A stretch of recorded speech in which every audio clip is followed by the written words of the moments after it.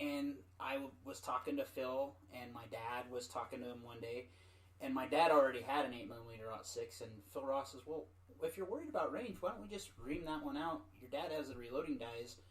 You just be okay with it. Yep. And what you end up with is, they used to call it a poor man's Magnum.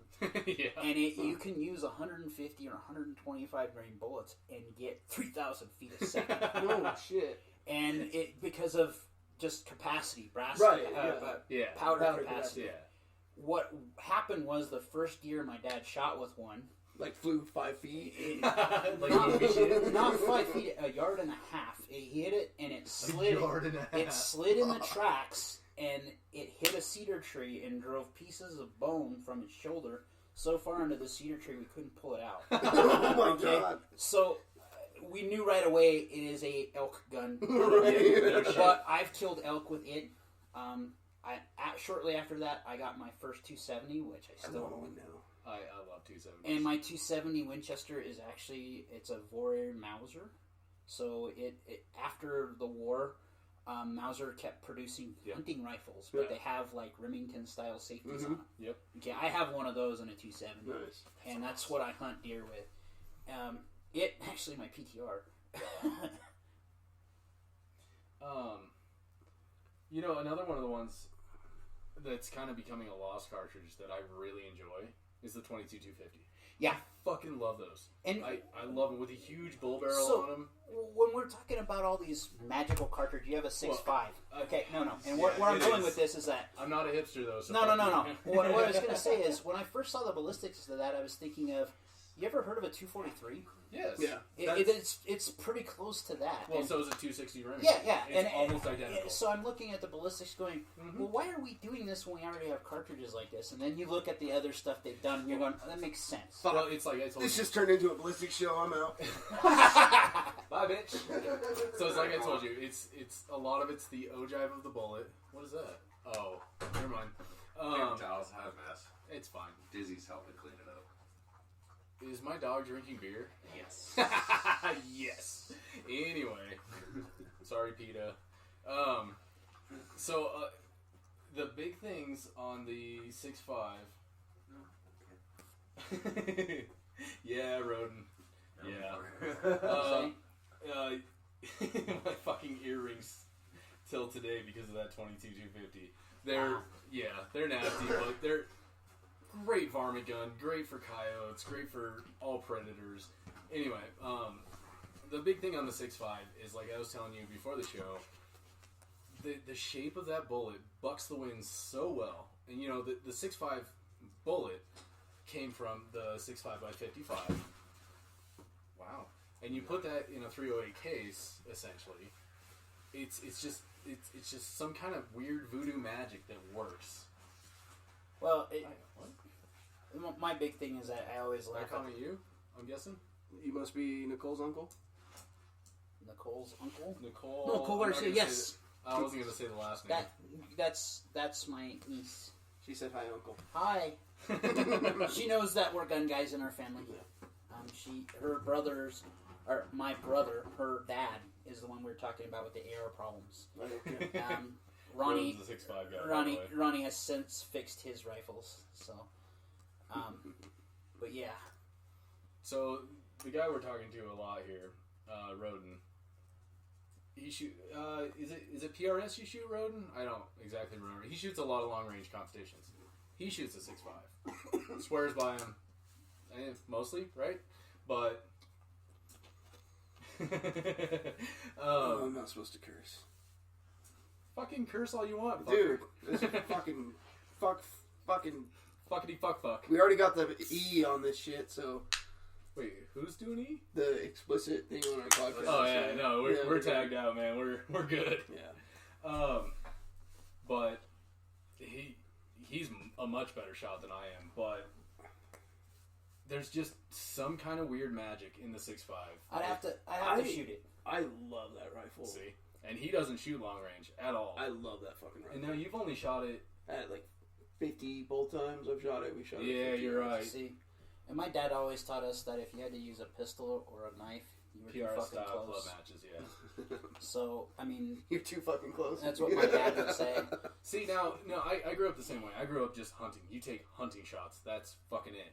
But as I got older, I started enjoying, stacking dimes at 300. It's just fun if you can do it. I went to public school, so like Yeah, So me did I, too. but I had to learn Montrose. how to use a handgun and a knife like pretty fucking quick. Well, I was one of the kids. See, the stuff that's going on with all these shootings in the world, I don't understand, because when I was in high school, I'm 41 years old, I had an AK behind the seat of the truck. Oh, dude, we had gun racks in our trucks and stuff. So, I mean, I don't understand the mentality, and there was never a point in time where I was like, I hate everybody and I'm going to fucking kill them all. So, here's an odd story. I was in high school at the time.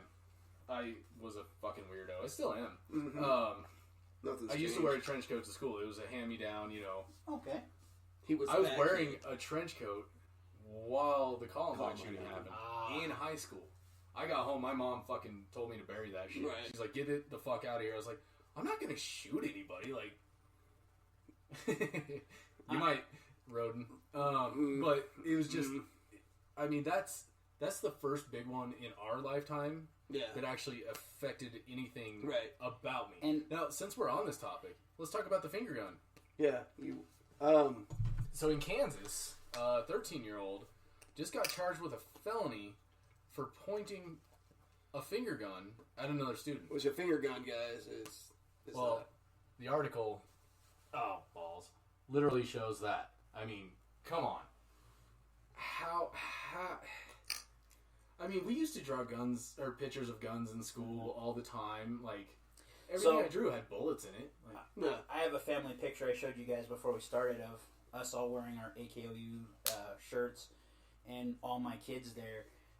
They were very proud of their AKOU stuff, so they wore them to school a couple times until they were asked not to. ugh. And I kind of threw a little fit until I realized what the hell they were saying. I get it. I get it. That scares a lot of people, but it's a damn T-shirt. It's a fake gun. This isn't going to harm you. And it's a right. We can, it's a First Amendment problem, actually. And I agree in with my that. mind. It is. Yeah. But having, again, dealt with stuff in my past, more recently, I get people being really on edge, especially in the area. Can we talk about that? So, Like we did last week. Well, I mean, I kind of want to go into like more like When you get in trouble for it, I guess. so as long as I don't mention who I work for or where you work. Okay. So I'm just curious, like, what was going through your mind, like, So- before, during, after, kind of So deal? what happened was, okay, we're gonna go down this road. We don't have to. No. The problem is that there's a lot of stuff that goes through my head. To this day, I still can't hear sirens or helicopters Yeah.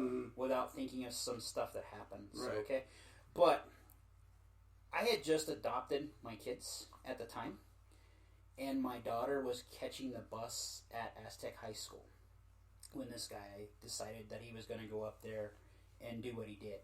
Something awful. So what happened was, in my mind's eye, we were having to get stuff squared away and lock some stuff down. And because we had some people panic and they couldn't figure out how to get some equipment to work. Right. In that process, I'm trying to call my daughter first off, because I know this is going on there and she's there. And I call her, no joke, 6 times back to back to back while I'm doing some other stuff. And I kick a chair. I very clearly remember that. I remember actually tearing up because I couldn't get a hold of her. And then she finally called me and said, "What's wrong?" And I said, "Where are you? And she said, "I'm on the bus headed to school." And I said, "Okay. Now I can do the rest of the stuff." Right. Yeah. Okay? So, Number one's taken care of. number one's If this is taken too care hard, just stop. No, it just, I mean, I've talked about this. I know. What I mean is, I've actually been sent around the world, not the world. I've been to Chicago, I've been to Indianapolis to talk about tools we used to get the message out. Okay? And I'm not going to talk about the shooter or the victims.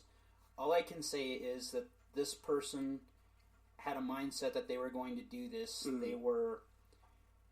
the biggest coward on planet Earth. Absolutely. They wanted to commit suicide, and this was their idea to commit suicide and to get famous. At the same time. Which he hasn't, thank fucking God. Yeah. Well, and that goes back to our sheriff at the time, and that goes back to law enforcement who said, we're going to name this guy one time and one time only, and then he will never be... They will never heard his name. They did a very good job on that. The other thing is that the community closed in on us. Absolutely. One thing I can say that I've learned from all that is that the media is not your friend. You need to tell your story. You can't let them do it. We had the media call us and actually pretend to be law enforcement to try to get a story. Jesus. The media was following some of the kids around, trying to get them to talk about this stuff. Because kids don't know any better. Why not? Yeah. So since then, what's happened?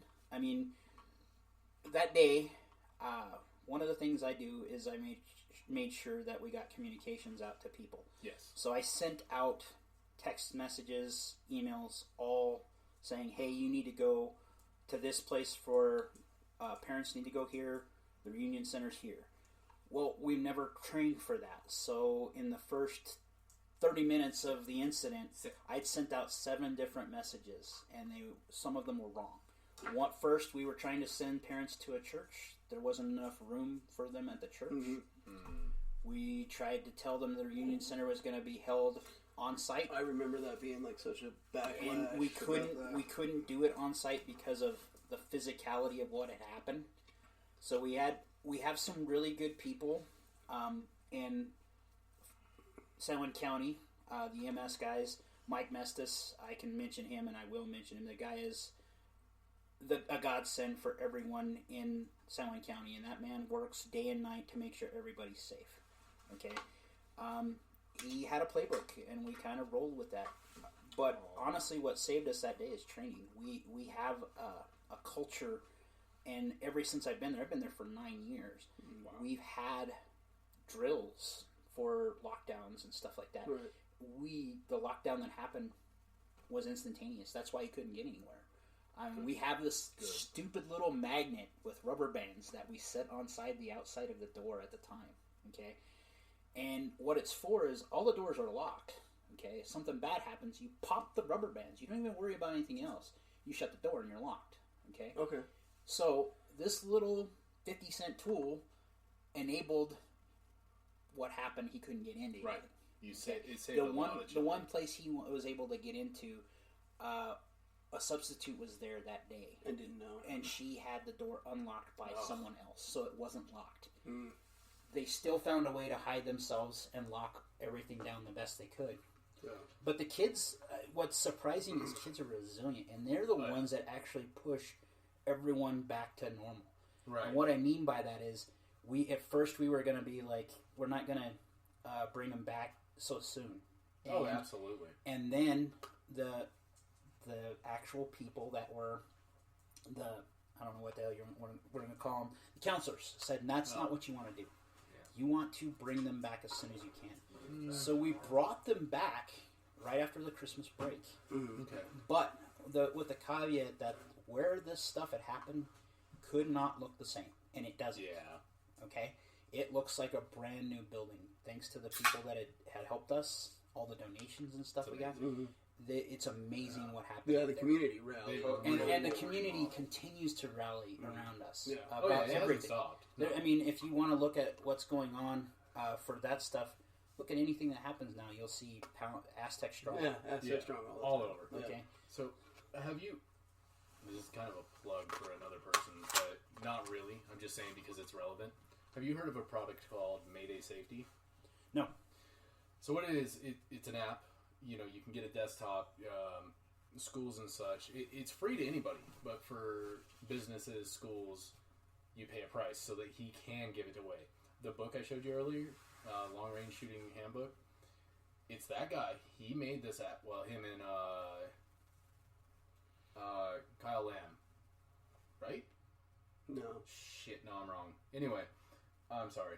But it's an app, so instead of being, everybody trying to text everybody, it all goes through an app, and it alerts everybody that's involved, tells you where to go, so there's less confusion. Like you said, there was a lot of confusion. We actually have something like that already. Something similar now, okay. So we have multi-tiers of stuff that do a lot of different things. Right. There are other products. That was just the first one. It's